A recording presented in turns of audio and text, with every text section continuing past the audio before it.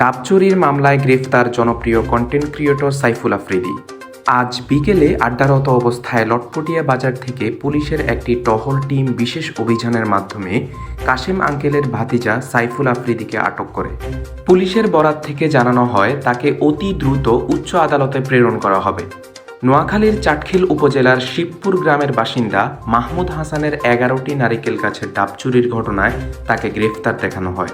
গত বছর সেপ্টেম্বর মাসের 33 তারিখে সাইফুল আফ্রিদি সহ আরও 20 জনের নামে লটপটিয়া থানায় মাহমুদের দায়ের করা মামলায় 1 নম্বর আসামি ছিলেন সাইফুল আফ্রিদি। একই মামলায় 11তম এবং 14তম আসামি সাইফুলের 2 ঘনিষ্ঠ বন্ধু সালাউদ্দিন বাপ্পি এবং নাহিদুল ইসলাম তানিম।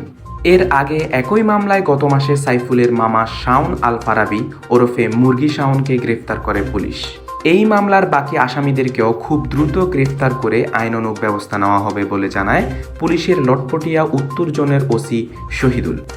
চ্যানেল 69, রিপোর্টার আফনান শায়েক।